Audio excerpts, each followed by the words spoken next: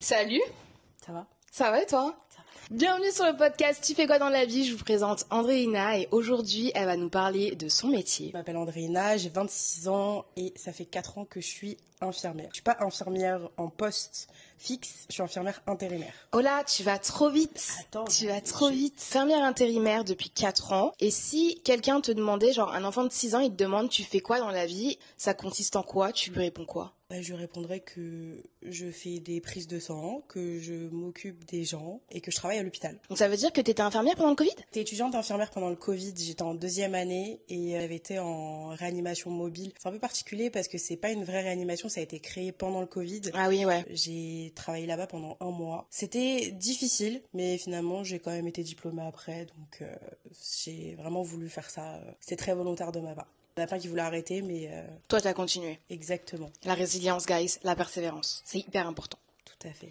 Pourquoi t'as choisi de faire ce métier en fait? En fait, de base, je voulais être dans la médecine et j'avais exploré la plupart des métiers qui existent. Évidemment, j'ai pensé à faire médecine, mais j'avais pas du tout le bac pour. Après, je me suis dit, pourquoi pas faire kiné? Je sais pas pourquoi, mais j'ai laissé tomber l'idée. Et en fait, je suis tombée sur le métier d'infirmière un peu par hasard parce que j'avais une infirmière libérale qui venait chez moi tous les jours faire des soins à un de mes proches et j'ai trouvé ça trop cool et je me suis dit, pourquoi pas faire ça? Ok, donc c'est pas une vocation, c'est genre une révélation en plus. Ouais, exactement. Puis en plus, même le terme vocation, c'est... Maintenant, on essaie de moins l'utiliser parce que ça peut nous porter préjudice sur plein de choses. Ça nous oblige à devoir accepter des choses qu'on veut pas faire. Je sais pas comment t'expliquer, mais ça a plus une connotation positive comme ça pouvait l'avoir avant, le terme vocation. Du coup... Dans la médecine ou en général? De manière générale. Ouais. De manière générale. Parce que si quelqu'un te dit ouais t'as une vocation pour ça, t'as l'impression que si les gens le pensent c'est que je suis obligée de le faire, c'est ça? Ouais, exactement. Okay. Même dans le milieu professionnel, enfin dans la santé, en fait, dès lors qu'on parle de vocation, on va tout de suite associer ça à de toute façon, vous devez accepter ce qui se passe puisque vous avez choisi de faire ce métier. Non, il y a des choses qu'on ne doit pas accepter, des choses diverses et variées, mais on en parlera un peu plus dans notre podcast. Et toi, avant de commencer en tant qu'infirmière, genre tu voyais le métier comment par rapport à ce que tu vis aujourd'hui sur le terrain? Genre est-ce que t'étais en mode waouh c'est Disneyland et tu te rends compte que en fait pas du tout, ça a toujours été Disneyland? En vrai, c'est marrant que tu poses la question parce qu'en plus, quand moi j'ai voulu entamer la formation infirmière, j'étais persuadée que j'allais être infirmière libérale directement. Je me suis dit trop bien, j'aurai ma voiture, je vais aller chez les patients, etc. Et quand je suis arrivée en première année et qu'on m'a dit non, pour faire infirmière libérale, tu dois avoir 2 ans d'expérience en hôpital, je dis mais ah bon? On peut pas faire ça comme ça et j'étais un peu déçue et finalement du coup j'ai fait tout mon parcours en milieu hospitalier avec les stages. Au final je ne suis pas infirmière libérale, déjà j'ai pas le permis et en plus je suis restée à l'hôpital parce qu'en fait l'hôpital c'est là où tu apprends le plus, tu vois énormément de soins, tu vois énormément de personnes, tu prends en expérience, en maturité, ça t'apprend la vie, l'hôpital, en fait, finalement. Et donc, t'es obligé de passer par là. Maintenant, je le comprends en étant infirmière depuis autant de temps. T'es obligé de passer par là. Tu peux pas être libérale et te pointer chez les gens. Faut quand même que t'aies des armes pour pouvoir faut avoir vécu des choses, chez quoi. eux. Ouais, exactement. En étant en formation et en faisant tous mes stages, je me suis rendu compte de la polyvalence du métier. La raison de pourquoi est-ce que je suis restée dedans, déjà, ça a été le Covid. J'ai vu comment est-ce que les soins étaient faits. J'ai vu l'importance qu'on avait et je me suis dit j'ai trop envie de faire ça, de soigner les gens, de m'occuper des gens. De toute façon je me voyais que dans la santé donc je serais restée de toute manière à l'intérieur. Moi déjà de base je travaille qu'en cancéro, des soins palliatifs. Ça veut dire quoi pour les mortels, les moldus d'ici parce que bon. Je travaille avec les gens qui ont le cancer. Je m'occupe de patients qui ont le cancer, différents cancers, qu'on dit oncologique ou hématologique, enfin je m'occupe de quasiment tout. En fait, en 3e année, je me suis retrouvée en oncologie hématologie pédiatrique. Avec les enfants du coup. Ouais, okay. Avec les enfants, c'était trop bien. C'est là où je me suis rendu compte que c'était vraiment ce que je voulais faire parce qu'il y a plein de soins, je pourrais pas vous parler de tous les soins qui existent parce que il y en a trop, tout le monde comprendrait pas forcément de quoi je parle, mais il y a énormément de soins techniques et il y a du relationnel et c'était vraiment ce que je cherchais. J'avais besoin de me sentir utile, que ce soit dans mes soins que je prodigue ou dans la parole, dans l'écoute. C'est là où vraiment je me suis révélée et j'ai fait toute ma 3e année en cancéro. Finalement, en intérim, j'ai fini qu'en cancéro et je ne fais quasiment que ça. Ouais, t'as vraiment kiffé, genre. Ouais, tu pourrais pas aller dans un autre genre anesthésie ou un truc comme ça? Pas du tout et d'ailleurs mes potes à chaque fois et même les gens lambda ils me disent mais c'est pas trop trop dur de travailler en cancérologie.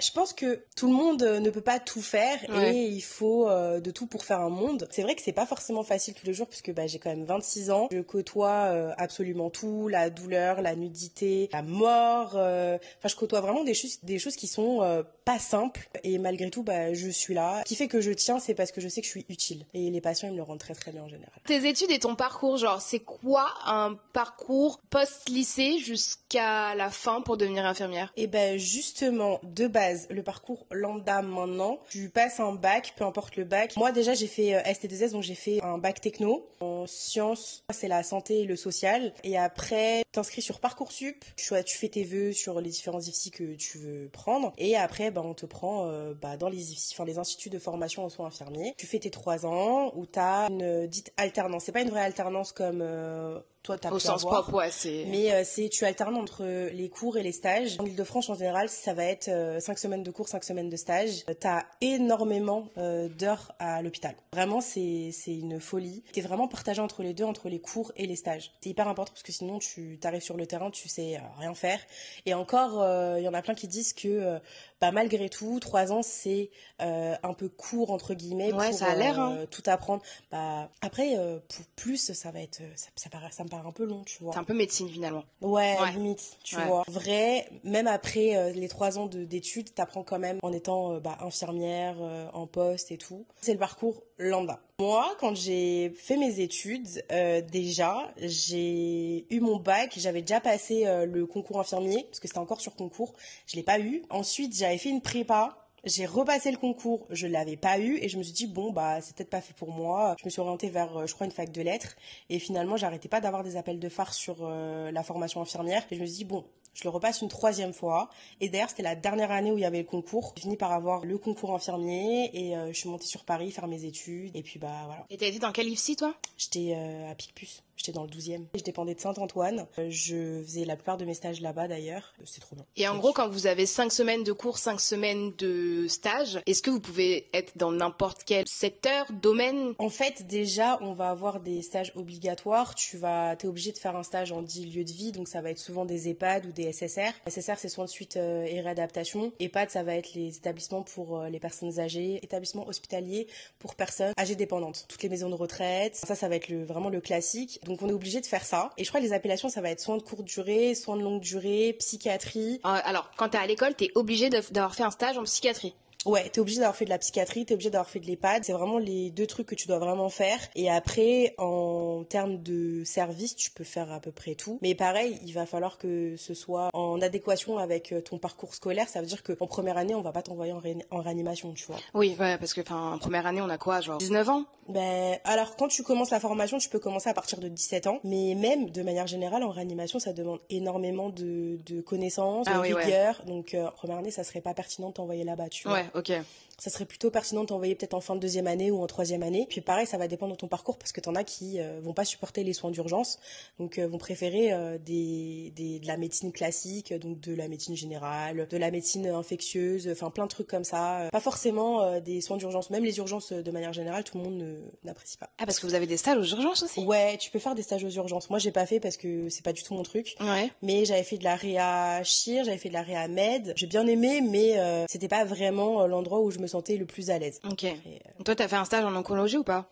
Oui. Du coup, j'ai fait toute ma 3e année, je l'ai fait en Et c'est là que tu t'es dit, vas-y, je fais ça. Ouais, exactement. C'est trop bien, genre. C'était trop bien. En première année, t'as fait quoi, toi? T'as fait EHPAD? Première année, j'ai fait EHPAD, j'avais fait de la diabétologie, donc je m'occupais des gens qui avaient le diabète, je faisais de l'éducation thérapeutique sur des gens qui avaient un diabète de type 1. En première année, j'étais beaucoup à l'hôpital, moi. 2e année, pareil, il y a eu le Covid, donc c'est un peu biaisé. Ouais. J'avais fait de la psy en fin de Covid, et j'avais fait, je crois, de l'hépatogastro, et j'avais fait, je crois, des services un peu classiques, carrément, je m'en souviens pas tellement, c'était...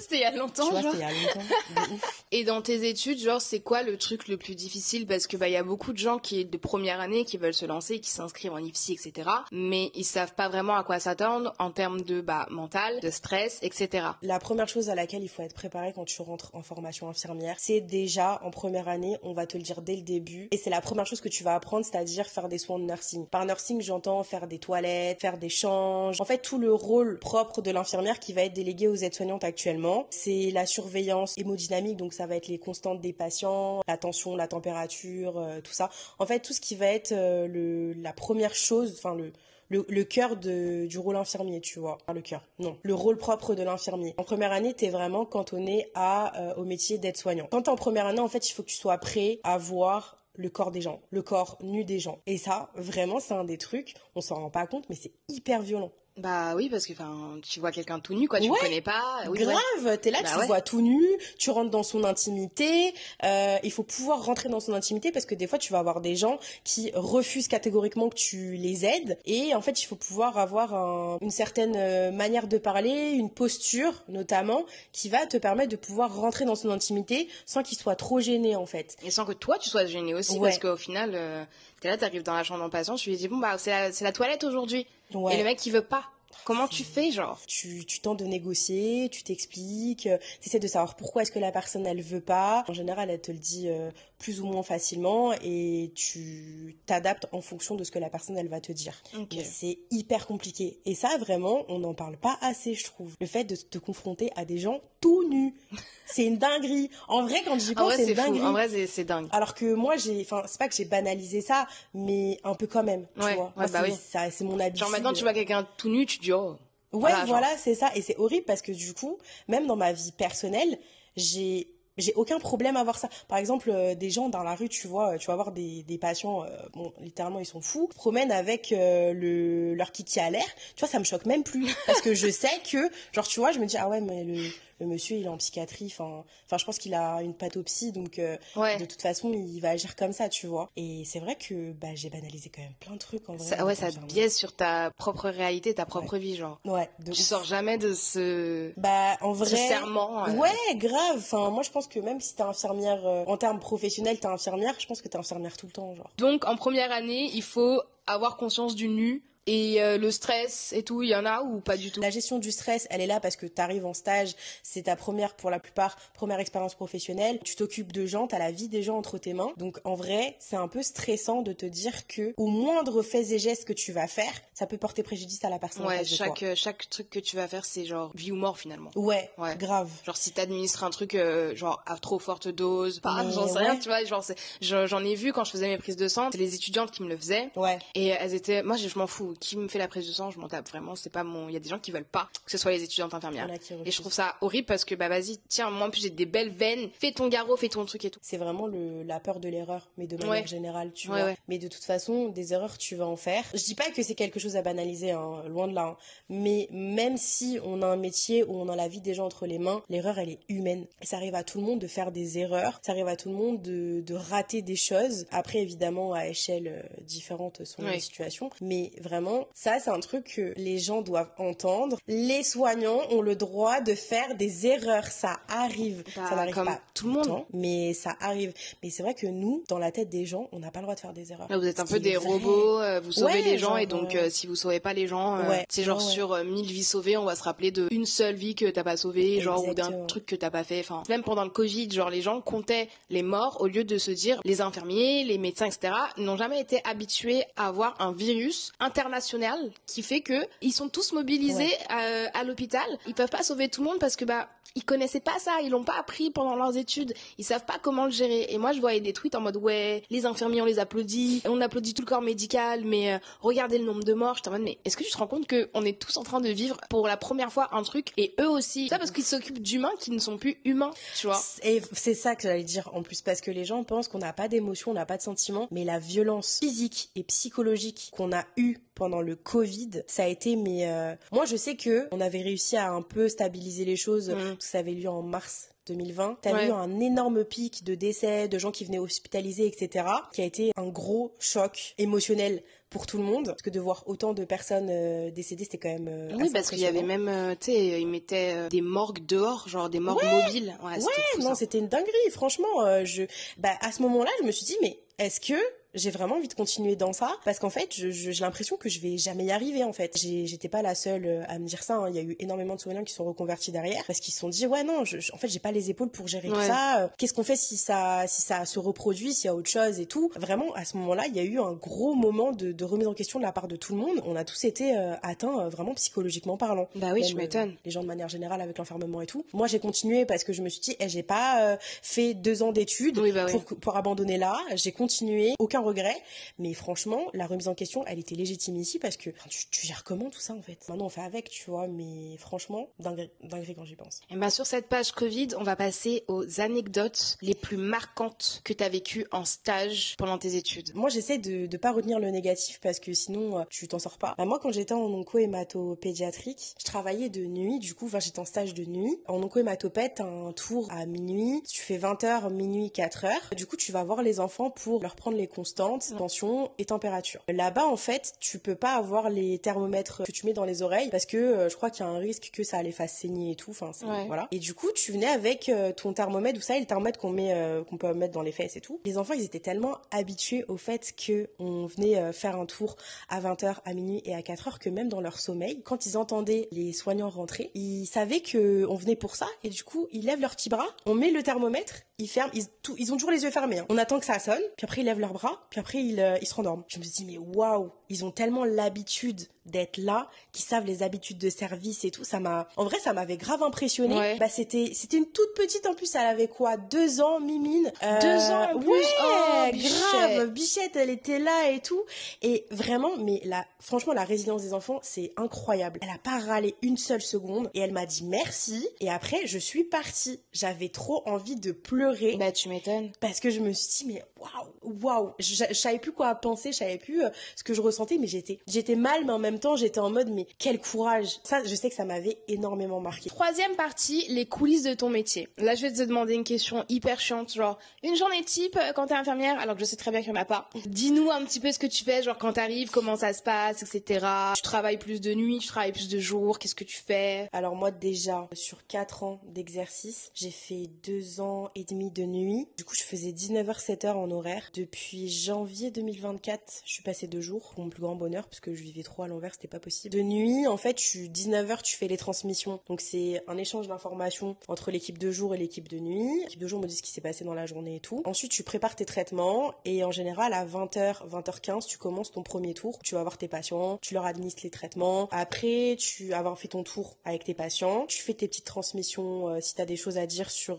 ton petit ordinateur. Tu valides tes soins. Et après, je finissais mon tour, il devait être 21h30, 22h. J'ai le temps de manger si je peux. Après, en fait, ça va être de la surveillance. Ma nuit se déroulait un petit peu comme ça. La différence qu'il va y avoir déjà entre la nuit et le jour, je précise, c'est que t'as qu'un médecin de garde. Il y a moins de passages, t'as pas les familles, t'as pas forcément tous les acteurs que tu vas avoir de manière générale, kiné, ergo, etc. C'est plus calme. Après, à 6h du matin, tu vas faire tes bilans. Évidemment, entre le moment où j'ai fini mon tour de 20h à 22h, on va dire, je vais voir mes patients quand même, voir si tout va bien à minuit et à 3h du matin. À 6h, du coup, je fais mes prises de sang s'il y en a. Pareil, un tour de médicaments si j'ai des médicaments à faire. Après 7h, j'ai les transmissions avec l'équipe de jour et je m'en vais. Ça, c'était quand j'étais de nuit. Quand je suis passée de jour, du coup, mes horaires, ça dépend tellement parce que des fois, je fais du 12h, donc 7h, 19h, 8h, 20h. Des fois, je fais du 7h, donc je commence à 6h45 et je finis à 14h15 ou je fais 13h45, 21h15, ça dépend. Si on part du principe que je fais une journée de 12 heures, pareil, je fais les transmissions à l'équipe de nuit. Je fais mon premier tour à 8h. Je vais voir mes patients et tout. 9h, 9h30, tu vas avoir les transmissions avec les médecins. Et après, en fait, ta journée, elle s'organise en fonction des soins que tu as à faire, des examens de tes patients et tout. Et en tour, tu vas avoir en général 8h, midi, 18h. Tu donnes tes traitements, tu fais tes intraveineux, tous les soins en fait que tu as planifié en fait sur la journée. Ça va être à peu près ça. Ça a l'air cardio tout ça. Hein. Laisse tomber. Et surtout beaucoup d'informations Enfin,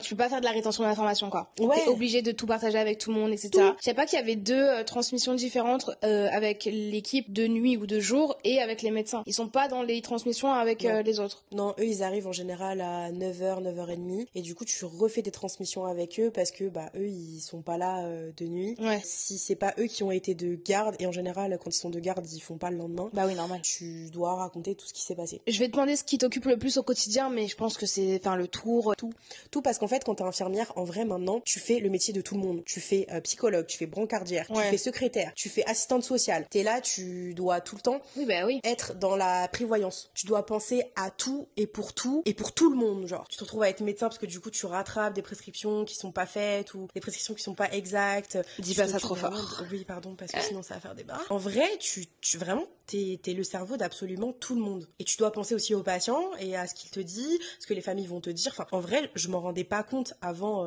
très récemment, carrément.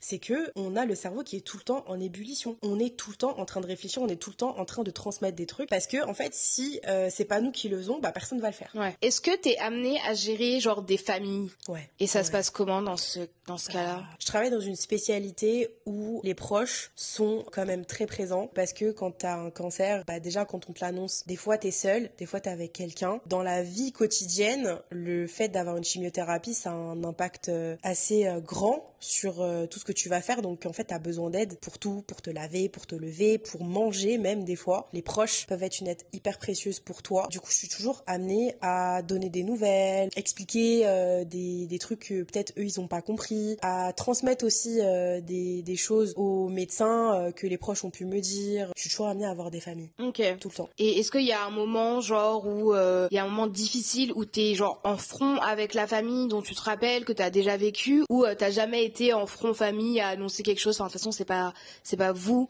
Non. qui a annoncé, mais genre Non. est-ce que t'as déjà vécu un moment difficile où genre quelqu'un s'est confié à toi, un proche de la famille ou quoi? Dans le cancer en lui-même, le déni, Ouais. c'est un énorme problème. Je vais dire problème parce que c'en est un, quelque chose auquel tu vas être confronté extrêmement souvent. Parce que les familles peut-être n'entendent pas que la personne elle est plus apte à avoir de la chimio, Ouais. on peut plus faire quelque chose, ou on peut pas répondre à la demande de la personne tout de suite. Et du coup, en fait, ils ont du mal à accepter en fait la situation. La fois où vraiment j'ai été perturbée par une situation, c'était un monsieur qui avait été hospitalisé pour un cancer. Il est parti très rapidement. La famille avait pas conscience de l'état de santé gravissime dans lequel il était. Et quand il est décédé, qu'on l'a annoncé à la famille ne comprenait pas. Ils savaient que le patient avait un Ouais. cancer qui malheureusement a énormément de mal à se soigner. Et quand ils sont arrivés et qu'ils ont vu le corps du monsieur qui était, qu'on avait fait la toilette, etc., ils réalisaient Attends, pas. quoi, tu fais les toilettes sur les gens qui sont morts? Ouais, je fais des toilettes mortuaires. Oh Ouais. my god, oh Ouais. my god. Ouais. Et j'en fais T'as dit ça tellement genre Ouais, en détente, t'sais. genre ouais, on a lavé le corps après sa mort, genre wesh. Non mais c'est vrai que tu vois c'est pareil, moi j'ai banalisé trop de choses, mais des toilettes mortuaires j'en ai fait mais des mille et des cents, j'en compte même plus. C'est jamais mes patients, parce que moi mes patients ils ne décèdent pas avec moi, ils savent que je suis trop fragile pour gérer ça, Ouais. d'accord. Mes collègues ils ont des décès et du coup je les aide à faire la toilette mortuaire du patient pour qu'il soit bien présentable devant la famille, etc. Et donc du coup la famille arrive et en fait pour eux il n'était pas mort, ils le secouaient, la mère elle se tapait la tête contre le mur, mais Oh non my mon fils il God. est pas mort, c'est pas possible. C'était affreux et t'avais beau leur expliquer que si il est parti, non mais vous mentez, c'est pas possible, mais qu'est-ce qui s'est passé, mais comment ça se fait qu'il est décédé, je comprends pas, alors qu'ils savaient, tu vois. Ah ouais, le déni de fou, genre Tu sais, le médecin les avait appelés pour leur dire que monsieur Antel était décédé. Par appel. Déjà, ils le font par appel et ils viennent te voir et ils te disent Ouais. oui, on vous présente les condoléances. Et en fait, ils sont tous rentrés dans la chambre et c'était horrible. C'était Et toi, horrible. tu devais être là, genre? J'étais à côté, tu vois, tu peux rien faire.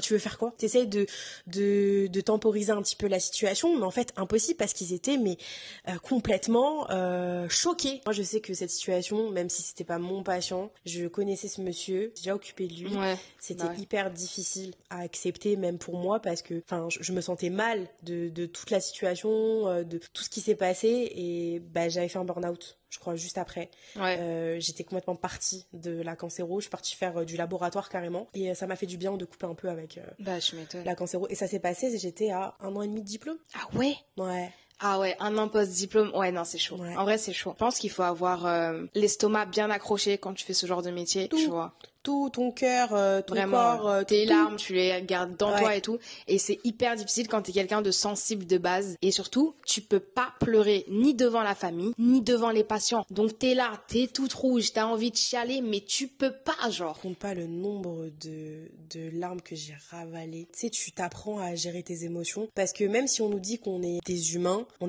doit pas être trop humain non plus. Alors qu'en vrai, on travaille avec l'humain, pour l'humain, et on est des humains, genre. Ouais. Non, franchement, vous êtes les vaillants de ce monde. C'est comme les gens qui sont dans la vente. Vous êtes les vaillants de ce monde. C'est vraiment, il n'y a pas à aimer l'humain à ce point, genre. Non, puis dans la je vente, ne pourrais pas, vraiment. Tu dois accepter plein de trucs. Mais tu dois les gens, ils accepter te des parlent trucs, mal. oui. Voilà, c'est ça. Même nous, en vrai, hein, quand on est soignant, les gens, ils te parlent mal. Mais en fait, le truc, c'est que nous, on est tellement dans l'empathie qu'on va essayer d'essayer de trouver. Enfin, on va essayer de trouver un truc pour justifier la réaction de la personne, alors que des fois, c'est pas justifiable. Comme toi, quand tu dis, ouais, non, mais il a sûrement une pathologie psy. Ouais, alors que ça se trouve, le mec est juste un gros connard, tu vois. Oui, ouais, quand tu les il veut vois juste montrer dehors son et gay tout, comme tu ça, vois. mais voilà. Bah, tu vas toujours trouver une excuse, entre grosses guillemets, parce que c'est pas une excuse, c'est que tu vas essayer de trouver une explication rationnelle à la situation. Du coup, pour essayer de comprendre la situation et de pas être dans le jugement. Et à contrario, c'est quoi, genre, le plus beau moment que t'as vécu depuis toutes ces années? Je sais pas, il y en a plein, c'est des petits moments comme ça. Déjà, là, j'ai une patiente dans un des établissements où je travaille que je vois tout le temps, que j'adore vraiment, et ça faisait longtemps que je l'avais pas vue, et en fait je suis passée la voir et je lui demande comment ça va et tout. Elle m'a dit oh, mais ça fait longtemps que je vous avais pas vu, Andréna, vous étiez passée où? Je dis bah je travaille dans d'autres endroits donc je suis pas tout le temps ici. Elle m'a dit bah d'ailleurs je voulais vous donner ça parce que bah j'ai pensé à vous, mais comme je vous ai pas vu, ben je me suis dit je vais attendre que vous reveniez. Elle m'a offert des chocolats pour la Saint-Valentin. Oh, trop chou. C'était vraiment, j'étais trop contente. Elle m'a offert aussi parce que elle est asiatique. Elle m'a offert des gâteaux. C'est des gâteaux qui sont un peu orange avec des algues. C'est trop bon. Une fois, elle avait ça sur sa table et je dis oh, mais c'est super bon ça, j'aime trop. Elle me dit mais vous en voulez? Je dis non mais gardez-le pour vous. Oui. Et en fait, elle m'avait ramené tout un paquet. Elle m'a dit bah tenez, ça aussi c'est pour vous parce que je sais que vous aimez bien, et ça m'avait trop touchée qu'elle ait pensé à moi comme ça. Ça veut dire que toi tu l'as écouté, mais elle t'a écouté aussi, genre. Ouais, grave. Je peux pleurer. Je te jure, et j'ai trouvé ça trop mignon. De manière générale, les patients, ils aiment trop nous offrir des chocolats. Quand ça va être pour Noël, le Nouvel An, pareil, on a eu des crêpes, on a eu plein de trucs. Vraiment, les patients, ils aiment trop nous donner à manger. Autre histoire assez particulière, il y a beaucoup de patients qui viennent de l'étranger et qui savent pas qu'en France, c'est pas la coutume de donner de l'argent, tu vois. Ah oui, ouais. Et moi, on m'a déjà donné de l'argent. Okay. Moi, je sais que l'argent, en général, j'en parlais à la cadre. Je lui disais, ouais, il y a tel patient qui m'a donné ça. Qu'est-ce que j'en fais? Des fois, ils le gardent pour, en fait, faire un pot commun pour tout le monde, pour acheter des trucs pour le service et tout. D'autres fois, bah, moi, je rendais l'argent aux patients parce que, tu peux pas garder ça. En vrai, ça fait pot de vin et tout. Donc, légalement parlant, t'es pas censé garder ça. Mais t'as plein de patients. Ah ouais? Qui viennent de l'étranger, qui te donnent de l'argent. Ah, je savais pas ça. Ouais. Et sinon, quand ils savent qu'ils peuvent pas donner de l'argent, ils t'offrent des trucs. En vrai, moi, je trouve ça hyper gentil parce que ça veut dire qu'ils pensent à toi, alors que toi, tu fais que penser à eux et à tous les autres patients. Mais ouais, je trouve ça bien, quoi. C'est mon travail, tu vois. Donc en vrai, je le fais parce que, je le ferai de manière générale parce que c'est aussi dans mon tempérament, tu vois. Je sais qu'il y a des choses où je sais que je dépasse un peu mes compétences infirmières et que genre je le fais parce que je me dis oh mais le pauvre et tout. Typiquement en psychiatrie, parce que je travaille aussi en psy, des patients, tu vois, parfois ils ont pas assez d'argent pour, ils te demandent oui est-ce que tu peux m'acheter ça à tel endroit parce que ils ont besoin de trucs. Je sais que de manière générale, t'es pas censé genre dépenser pour eux, tu vois. Moi, je le fais. Genre je le fais quand je peux. En vrai, quand t'as une attache, quand tu vois la personne tous les jours, quand tu sais qu'elle a besoin de quelque chose, oui, c'est normal. En vrai. C'est ça. Ouais, je sais que des fois je dépasse mes compétences, mais je sais pas. Je me dis j'aurais bien aimé qu'on fasse ça pour moi et en vrai j'attends rien en retour parce que de toute façon. Non mais ça reste de l'humain quoi en fait. C'est ça. En fait. Tu me disais que t'étais infirmière intérimaire. Pourquoi avoir choisi intérim, madame? Tout le monde va dire non mais elle a choisi l'intérim pour l'argent. Bon maintenant je suis vacataire avec la loi Valtou, mais j'ai choisi l'intérim parce que j'avais besoin d'une liberté de planning. J'avais besoin de choisir quand est-ce que je travaille. J'avais besoin parce que après j'ai aussi une vie personnelle qui fait que j'ai besoin de choisir quand est-ce que je travaille. Et le fait d'être en poste fixe, tu ne peux pas choisir quand est-ce que tu travailles. T'as un roulement fixe et en fait tu fonctionnes comme ça jusqu'à vita aeternam. Ouais. Et moi j'aime pas ça m'énerve. Je voulais aussi pouvoir partir en vacances quand je le voulais. Ouais. C'est pas forcément possible quand t'es en poste fixe parce que par exemple si j'ai envie de partir au mois de juillet, même si j'ai pas d'enfant, tu peux pas quand t'es en poste fixe. Et tu dois laisser la place aux gens qui ont des enfants qui sont en vacances scolaires. Ça peut paraître égoïste, mais j'ai envie de choisir quand est-ce que je pars en vacances, j'ai envie de choisir quand est-ce que je travaille. Oui, effectivement, t'as un salaire qui est un peu plus conséquent parce que t'es vacataire ou intérimaire, mais en vrai, ça se vaut quand t'es en poste fixe parce que c'est juste que t'es payé un peu plus parce que t'as les congés payés et t'as l'indemnité de fin de contrat. Mais je le redis et je le répète parce que je le fais tout le temps, même sur TikTok, tu gagnes plus parce que tu travailles plus, tout simplement. Ok, Emmanuel Macron, ouais, non, mais c'est vrai. Parce que les gens, ils sont persuadés que en faisant, je sais pas moi, on va dire que un poste fixe est censé faire 151 heures sur un mois. Bah eux, ils pensent que en faisant 151 heures, bah je vais gagner 1000 balles de plus qu'eux. Bah non, en vrai, je vais gagner 1000 balles de plus parce que je vais faire plus d'heures. Bah, c'est après, normal, évidemment, dans la limite du raisonnable, on peut pas travailler plus de, je crois, c'est 48 heures et je dépasse jamais les 48 heures. Je suis à 42. Oui, je travaille plus. Du coup, je gagne un peu plus, forcément. Et comment ça se passe? Genre, t'as une application pour trouver tes missions? C'est comment tu fais? Avec les boîtes d'intérim, avant, je fonctionnais, ils envoyaient des mails et je me positionnais, je les appelais, je leur disais ouais, je veux aller là et tout. Et maintenant, en étant vacataire, j'ai une application qui s'appelle Hublot. Tu vas te positionner sur les missions qui se présentent et soit t'es pris, soit t'es pas prise, ça va dépendre. Mais après, comme je travaille dans les mêmes établissements, et on me positionne en fait directement sur l'application. Mais sinon, tu peux postuler sur Hublot. Il y a aussi Staffelio, Florence. Après, en termes de boîtes d'intérim, pour ceux qui veulent être intérimaires, bon, c'est pas possible quand on sort du diplôme maintenant, mais ceux qui veulent sortir de leur poste fixe, il y a Appel Médical, il y a Samsic. La réponse sur une question qu'elle va me poser, mais je n'ai absolument aucun problème à trouver du travail. Aucun problème. Period, j'ai envie de te dire. La sœur de mon meilleur ami, qui est infirmière intérimaire aussi, elle a pas de problème, elle fait ses trucs comme elle entend et tout. Genre sur une semaine, elle bosse le lundi, le mercredi, le vendredi, et après elle fait, voilà, sa vie, tu vois, elle va en vacances, etc. Elle a du temps pour sa fille et tout. Genre, j'ai pas l'impression que c'est hyper difficile de trouver du travail en intérim quand t'es dans ce milieu-là. Il y a l'air d'avoir beaucoup de demandes, en fait. Bah, autant en intérim qu'en vacation, et d'ailleurs, le principe de l'intérim et de la vacation, ça va être différent. L'intérim, tu dépends d'une boîte d'intérim, donc c'est eux qui te payent. Donc l'appel médical. Exactement. Okay. Et sinon, la vacation, tu dépends de l'établissement directement. Considérons par exemple que je travaille Louis Mourier. Louis Mourier, c'est la PHP, donc ça va être en intérim. On va avoir par exemple Ramsey, donc les peupliers. Tu vas avoir aussi Geoffroy Saint-Hilaire. Eux, ils fonctionnent par de la vacation, aussi de l'intérim, mais en général c'est de la vacation. Et du coup, c'est eux qui te payent directement. Tu signes les contrats avec eux. La différence qu'il va y avoir, c'est probablement la rémunération qui va être un peu plus haute en intérim qu'en vacation. Vacation, t'as plus de possibilités d'avoir des missions parce qu'ils font d'abord appel aux vacataires et après aux intérimaires. Ok. Tu peux nous redire ton salaire? Tout le monde parle en salaire année. Moi, je parle que en salaire mensuel. Tu dois être entre 3000 et 3200 euros par mois, net. Et genre, si tu fais un jour de plus, ça t'amène à 4000? Non. Pour être à 4000, il faut que je fasse, considérons que ma vacation ou mon intérim, il est à 200 euros. 2, 4, 6, 8, je suis à 3002, il faut que je fasse 4 jours en plus. Attends, mais tu travailles combien de jours par semaine? Moi, je suis un peu de flemmarde. Je travaille genre 3 jours. Par semaine? Ouais, 3 jours. Mais tu sais que c'est le rêve. Mais après, c'est que 3 jours en 12 heures. Mais on s'en rend pas compte, c'est énorme. T'en as qui enchaînent 3 jours, donc ils font par exemple lundi, mardi, mercredi, ou jeudi, vendredi, samedi. Enfin, ça va dépendre de ce que tu fais. Ouais, toi, tu fais mercredi un peu là, vendredi un peu là. Ouais, c'est ça. C'est beaucoup. Moi, je suis vite fatiguée. Après, moi, je sais que j'ai le contre-coup du fait d'avoir été de nuit. Ouais, moi, je suis à 3 jours par semaine, peut-être. Okay. Maximum 4, mais en général, je suis à 3. Ok. C'est très bien. C'est un type de vie qui n'est pas du tout pareil. Après, ça va dépendre si tu travailles les week-ends. Si tu travailles le dimanche, t'es payé plus. Ça, c'est super, ça. Ouais. Ben, moi, j'aimerais trop, genre, bosser le dimanche de chez moi, tu vois, et que on double mon taux horaire, en fait. Bah, tu sais, c'est ça, parce que tu peux avoir un salaire qui est plus élevé aussi, parce que tu fais les 4 dimanches, tu vois. Mais ça, c'est trop bien. Donc, moi, je trouve que c'est vraiment un truc qu'on devrait mettre dans tous les domaines. Tu vois, genre, je trouve que dans les métiers de bureau, il y a beaucoup trop de gens qui travaillent en dehors de leurs heures de travail et qui ne sont pas gratifiés pour ça. Dans les bureaux, il n'y a pas trop ce truc de, bah oui, tu travailles plus, donc on te paye plus. Non, si tu travailles plus, bah tant mieux pour toi, ma belle, merci beaucoup. Parce que tu fais tourner la boîte de quelqu'un, mais derrière, toi, t'es pas plus payé. Donc arrêtez de faire ça, s'il vous plaît, et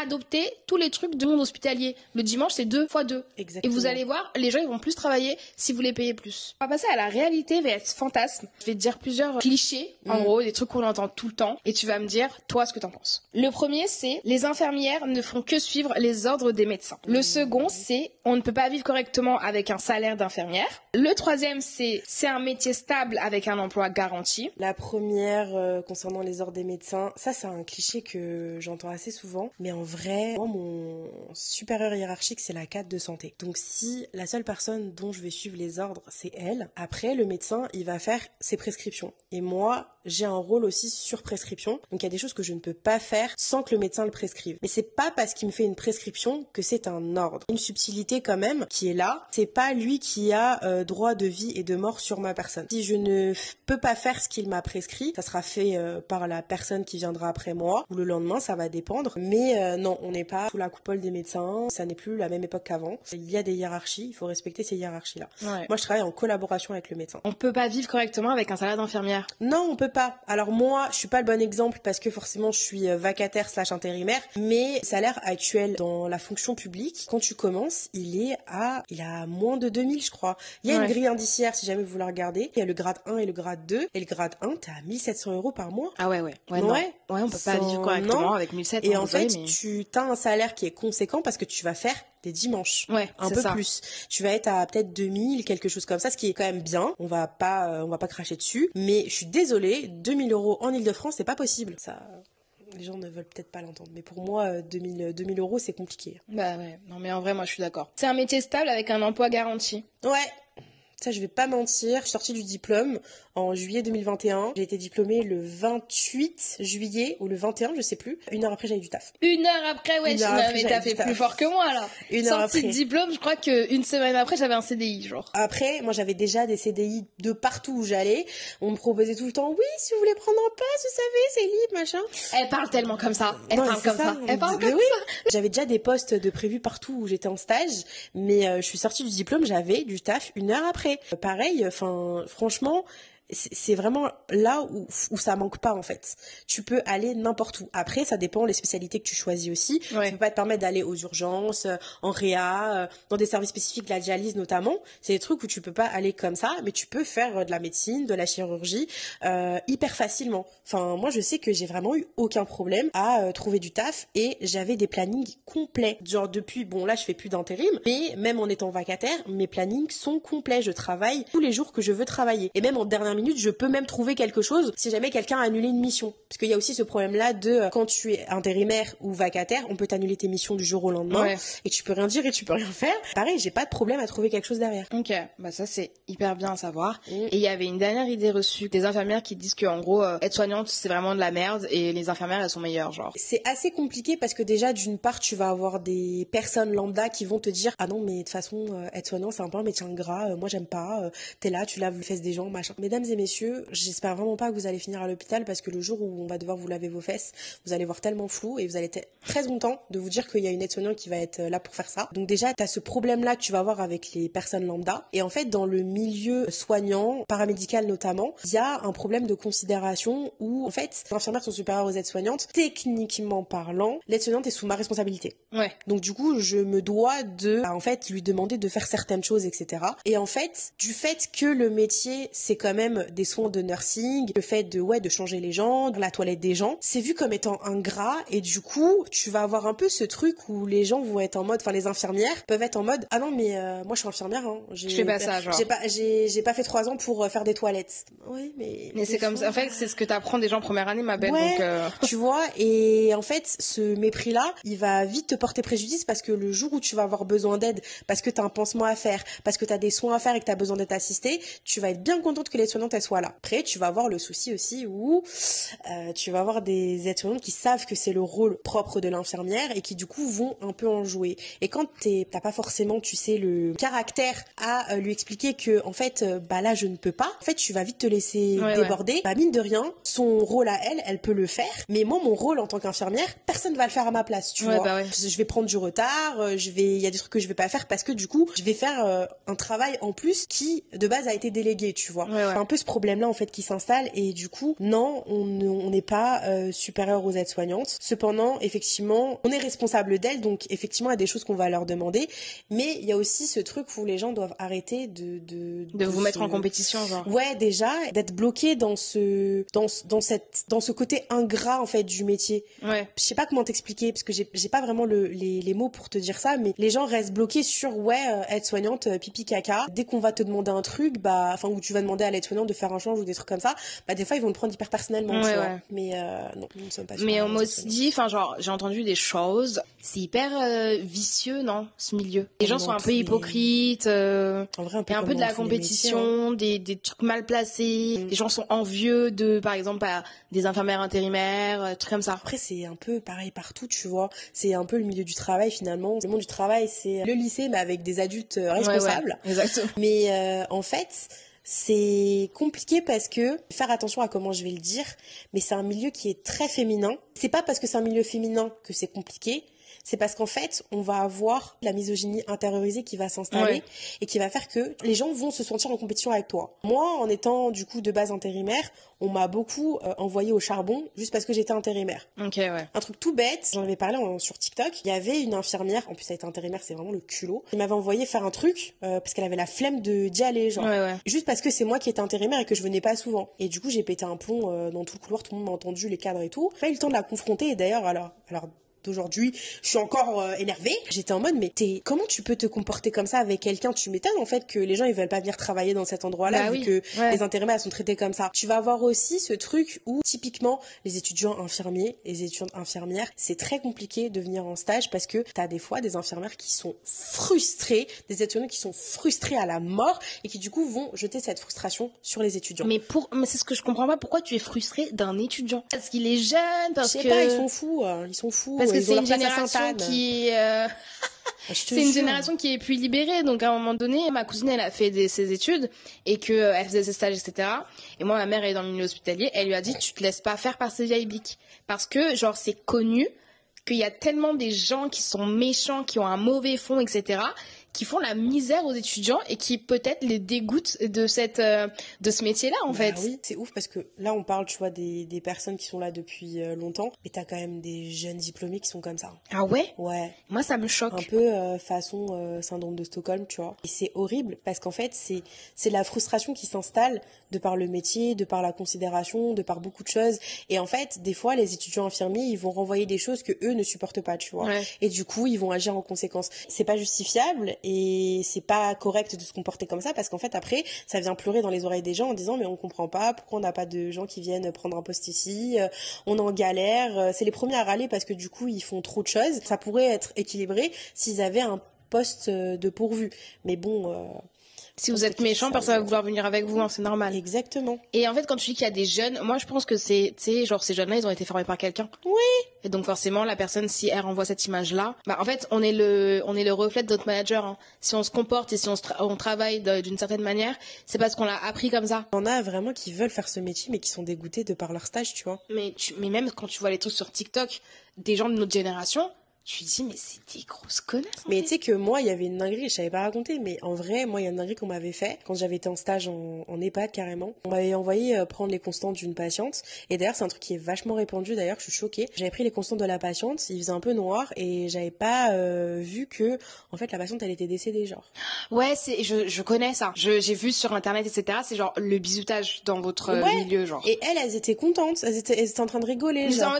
Oh putain, mais oh là là, les hyènes du roi lion, quoi. Ah, je peux pas. Je te jure, je peux pas. Je crois que ça a été une des expériences les plus compliquées que j'ai pu vivre en stage. Après, ça va, mais franchement, ça a été compliqué, hein. On va enchaîner sur quand même le dernier sujet, malgré tout ça. Qu'est-ce que tu vas conseiller aux jeunes qui veulent faire ce métier? Genre les qualités indispensables du métier? Pour moi, il faut vraiment être dans l'altruisme. Il faut vraiment se dire que vous faites ce métier-là, pas pour attendre quelque chose en retour parce que vous aurez rien, mais vous le faites pour vous correspondre à vos valeurs et vos principes. Il faut être de gauche pour être soignant. Être dans le soin, ça implique toutes les valeurs de gauche en fait. Moi, en termes de qualité, je pense que il faut être bienveillant, il faut être patient, il faut être à l'écoute, dans l'adaptation et surtout, il faut avoir une très bonne remise en question. Ouais. C'est très important parce que dans le métier, il y a plein de choses qui changent, les perspectives peuvent aussi changer de par les rencontres qu'on va faire et c'est très important de se remettre en question juste pour sa pratique en fait professionnelle. Moi, c'est vraiment les qualités premières que tu dois avoir quand tu veux faire ce métier-là. Ok. Et toi, t'aurais aimé savoir quoi avant de commencer tout ça? Tout ce que tu sais aujourd'hui, c'est quoi le truc où tu te dis putain, j'aurais dû savoir ça avant? J'aurais dû savoir que le milieu hospitalier il peut être mauvais. Il peut être mauvais et que c'est pas parce que ils sont mauvais avec toi que tu es quelqu'un de mauvais. J'aurais bien aimé savoir que j'ai le droit de ne pas être d'accord avec ce que les soignants mettent dans les avis et la fiche qu'on a en fin de stage. Et pour ça, en fait, j'ai juste à ne pas signer et à contester ça auprès de mon IFSI. Si j'avais su ça avant, je me serais peut-être comportée d'une autre manière et j'aurais peut-être pas accepté des choses qui ont pu se passer, qui ont joué en ma défaveur. Je pense que ça vraiment c'est un des premiers trucs qui pour moi devrait être appris, mais ça l'est pas parce que en fait parfois les gens vont jouer de ce statut-là où tu vas dire que t'es pas d'accord alors que t'es un danger public. C'est important de savoir que si t'es pas d'accord, t'as le droit de le faire comprendre et du coup de contester ce qui se passe. S'il y a des jeunes aujourd'hui qui hésitent à se lancer, à choisir ce vœu sur Parcoursup ou qui hésitent à choisir leur domaine de prédilection, genre oncologie, etc. Tu sais quoi ton conseil pour ceux qui hésitent? Moi, mon conseil, c'est de le faire. Faites-le quand même, parce que de toutes les manières, même si vous voulez pas faire ça, dites-vous que vous avez le grade licence. En fait, avec le grade licence, vous pouvez continuer et faire des masters. C'est quoi le grade licence? En gros, t'as une licence. T'as un bac plus 3. T'es bac plus 3, ok. Ouais, okay. T'es considéré comme bac plus 3, donc tu peux postuler à des masters. Pour continuer, faire tes études, faire autre chose. Vous pouvez embrayer avec tellement d'autres trucs que juste être infirmière en soins généraux, puisque vous pouvez travailler dans plein d'endroits différents et vous pouvez faire plein de choses différentes. Il y a des DE aussi qui existent pour, par exemple, plaie et cicatrisation. T'aimes trop parler en acronyme. DE, c'est quoi? Un DU, diplôme universitaire, où tu peux faire 1 an et tu vas apprendre à gérer des plaies et à la cicatrisation de ces plaies, etc. Enfin, il y a tellement de choses qu'on peut faire maintenant en ayant la considération du bac plus 3. Pour moi, ça ne vaut que le coup de continuer, juste pour l'après, si jamais vous voulez tenter autre chose. On va rebondir sur ça. Les reconversions. Toi, c'est quoi ton regard sur les reconversions et les parcours du coup qui ne sont pas linéaires? Moi déjà, d'une part, j'avais pas réussi le concours tout de suite, donc je me suis quand même posé la question de est-ce que je dois vraiment faire ça. Finalement, je l'ai fait. La reconversion, c'est une chose qui arrive hyper souvent en vrai, parce que même si moi j'aime mon métier de soignant, c'est grave normal de vouloir changer. Ouais. Tu peux ne pas vouloir continuellement être infirmière, c'est ok. Tu peux ne pas rester dans ce domaine-là toute ta vie. Tu peux, comme j'ai dit, continuer dans un master. Tu peux aussi bifurquer. Par exemple, tu as des infirmières qui, du coup, sont allées en médecine. Donc pour faire médecin, il y en a qui ont fait d'autres trucs, parce que tu as des passerelles qui te sont proposées pour faire sage-femme, pour faire kiné, pour faire ergo, enfin tu as plein de choses qui peuvent se présenter à toi. Les parcours non linéaires, on en a plein aussi en vrai, qui étaient commerciales, qui faisaient de la finance et qui sont allés faire infirmière. Je te crois pas. Je te jure. Du jour au lendemain, tu vends des bagnoles et au final tu te dis en fait je veux soigner les gens. Ouais. Mais c'est comme le mec là dans Secret Story, Eliane, je pense qu'il s'appelle. À la base c'était la voix off d'Harry Potter, donc je pense qu'il a fait ça pendant 10 ans. Là il est infirmier et il a pris 1 mois pour aller dans Secret Story. Tu vois. Même Marie, l'ancienne Marie, elle était infirmière libérale. Ah mais tu vois, il y a plein de reconversions. Donc si vous voulez après faire de la télé, vous pouvez. Si vous faites de la télé que vous voulez être infirmier, vous pouvez aussi. Ouais, grave. Faut juste pas vous montrer avec la blouse, mais sinon. Oui, pourrait être le sujet d'un prochain podcast en vrai. Les métiers qu'on montre beaucoup sur les réseaux sociaux, genre les métiers avec uniforme qui sont beaucoup montrés sur les réseaux sociaux et l'impact que ça peut avoir. Ça, on pourra en parler. Je me le note dans ma tête. C'est grave. J'ai une question pour toi. Tu pouvais t'adresser à la toi de 18 ans, tu lui dirais quoi? Je dirais de continuer. C'est pas grave.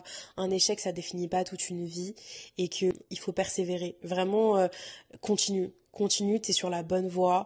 C'est difficile parce que, en plus, quand j'avais 18 ans, j'avais déménagé il y a 2-3 ans dans le sud et j'avais l'impression que j'avais pas ma place. J'avais l'impression d'être perdue, je savais pas quoi faire. Pour moi, c'était un échec d'avoir raté le concours. Je me disais que j'étais bonne à rien. Mais en vrai, non. Dans la vie, il est jamais trop tard pour tenter ce qu'on a envie de faire. Que vraiment, c'est pas parce que on ne sait pas ce qu'on veut maintenant qu'on ne saura pas ce qu'on veut plus tard. Et que c'est ok, pas avoir le plan de vie à 18 ans, d'accord? Period.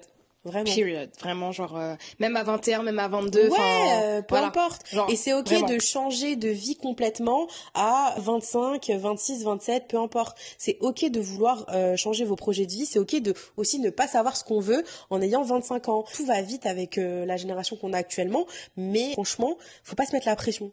Parce que tout arrivera en temps voulu. On est complètement alignés. Donc, 1, on n'est pas amis pour rien. Et 2, ça suit la ligne directrice de mon podcast et de tout ce que je dis. Andréina, elle n'est pas qu'infirmière, elle est aussi chanteuse. Je chante.